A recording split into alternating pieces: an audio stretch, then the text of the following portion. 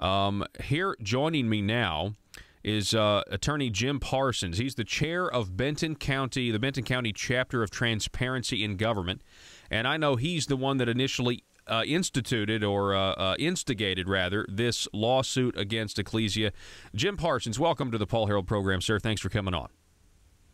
Thank you for having me on. Appreciate it. Absolutely, and I love the name of your organization, Transparency in Government, because, I mean, that's what I'm all about. I think the more of it we have, the better we are, because, quite frankly, it seems corruption has a home, and it tends to be in our government.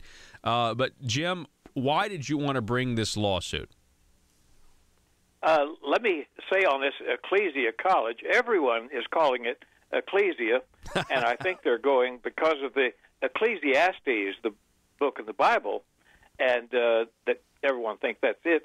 Ecclesia is really the way they pronounce it, and Ecclesia in Greek means assembly of Christians. Okay. And so that's the thing. But anyway, Ecclesia. So I am pronouncing it wrong. I don't know if I can. At this point, I've said it so many times, I don't know if I can mentally go there, but I'll try. We're the same way. We called it that, too, at the beginning because we thought, well, that's Ecclesiastes, and that's what it is, but it's not. Anyway, let's see. Your question is, how did I get involved with this? Yes, sir. My wife and I taught at the college for 3 years, and then we were on the Board of Regents for 3 years, and kind of thought something was a little bit fishy when we were on the board, because we never met. They had us in one time for punch and cookies, and that's when the board was being authorized, and the accreditation team was there, and they wanted to show that they had some board members that had good credentials. And, of course, my wife and I both taught for 30 years in college, and both of us had master's degrees. And I thought it was kind of strange that we never were apprised of the budget, never were told who was hired, who was fired, what's going on, or anything. And you're a member of the board. That is strange. And we were a member of the board. We knew that in a regular college that just wouldn't be the case. We'd be meeting monthly. And with nonprofits, the state law is that they must meet at least once a year and keep minutes and turn it in to the Secretary of State's office. And I understand that they did have a board of governance, and there were 7 members on that, and most of them are family members and friends.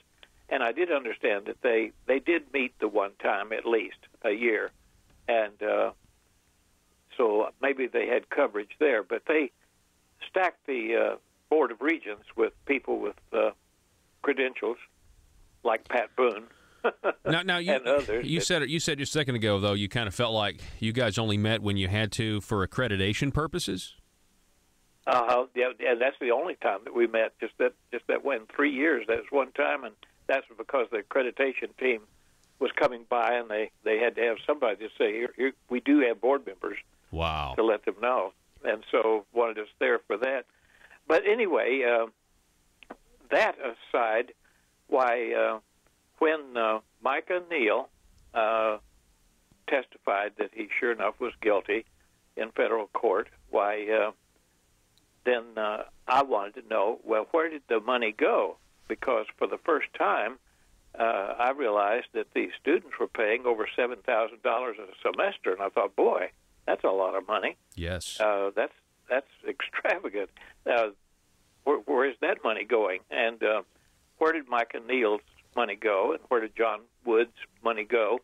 And I wrote and asked President Paris to FOIA, where's the money? How was it spent?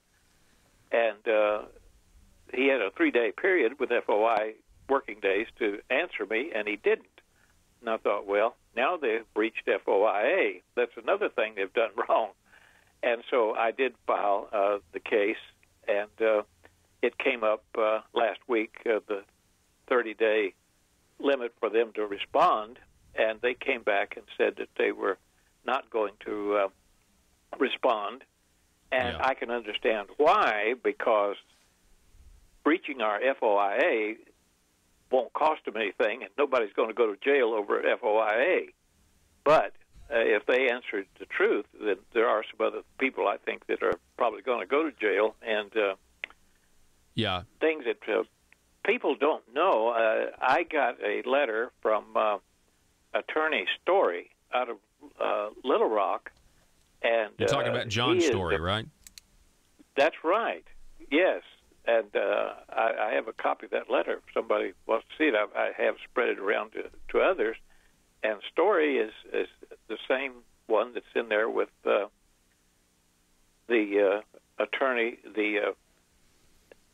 that's in his law firm, and he is the one who's head of the FOI group now, Representative Ballinger.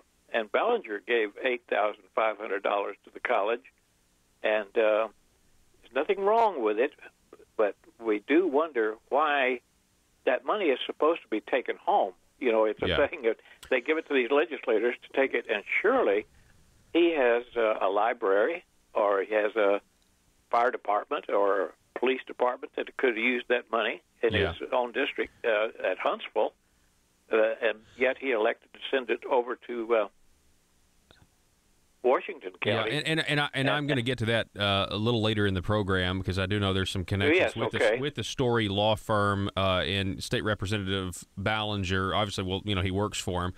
But we're talking, folks, with Jim Parsons. He's the chair of Benton County chapter of Transparency in Government. He filed this lawsuit against Ecclesia. There, I did it. Ecclesia College. And so, Good. So, Jim, what I want to know is, obviously, they are claiming, right, that they're a private institution and that they don't have to comply with the Freedom of Information Act. And so what I want to get to the bottom of is part of your lawsuit, does it have to deal with the idea that because they took public money, and has a judge said anything about this yet, because they took the public money, we are now the taxpayers entitled to some transparency to find out what they were doing with our money? You have that absolutely right. Nonprofits, as long as it's money coming in from donors, they don't have to report it. But when it's public money and it's tax dollars, then yes, they have to, and they have to FOI that, and they have to come back with that. You're absolutely correct. Okay, so I've got this piece here. It's Ron Wood at the Arkansas Democrat-Gazette. Ecclesia asks a judge to toss record suit.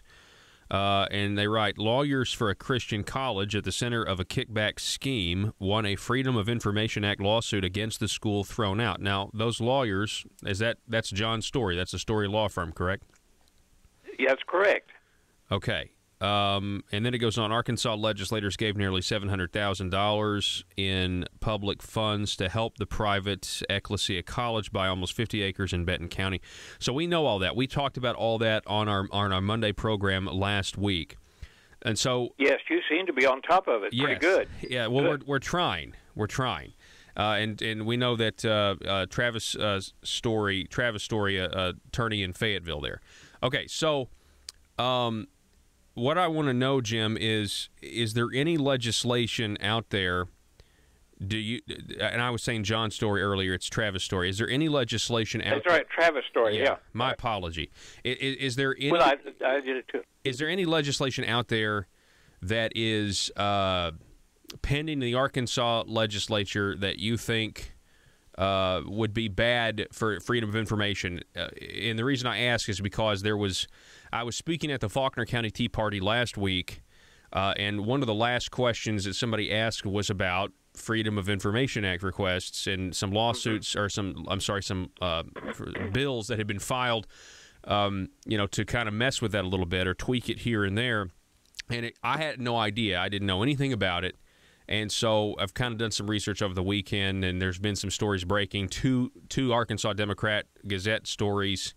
And then, of course, there's one piece over at conduitforaction.org we're going to get to in a minute.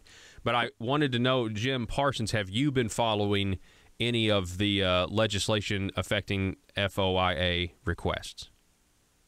Yes, I certainly have. And, of course, the most egregious one, the most terrible one, is Senate Bill 373. If that passes, it'll make it to where these nonprofits and anyone who's under FOIA can simply send that information over to an attorney, and the attorney can stick it in a file cabinet, and you can't get to it. That it's hidden by an attorney, and the attorney can just cover it up.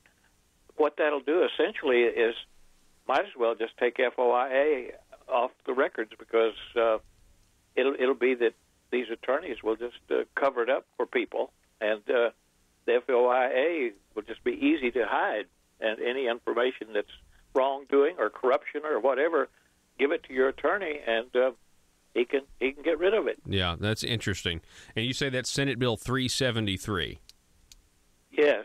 And it's such a short bill, or at least the one that I have in front of me. I mean, it just essentially, it says, an act to exempt attorney-client communications and attorney work product from the Freedom of Information Act of 1967, to exempt attorney-client communications and attorney work product from the Freedom of Information Act of 1967.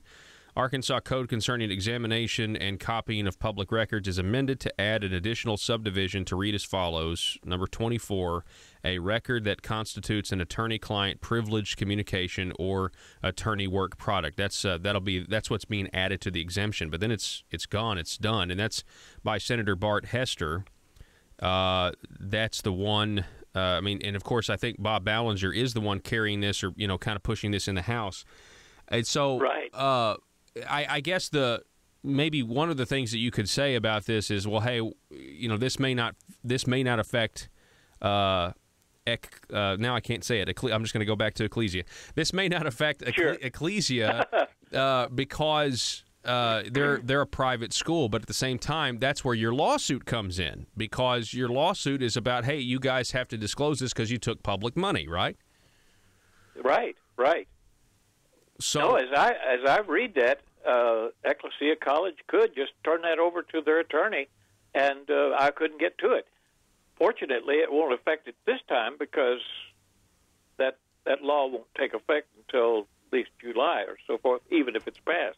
Yeah. So we'll still be under the grandfather clause. Well, that's unless We're in good shape now. That's unless it's retroactive. Have you heard anything about it being retroactive?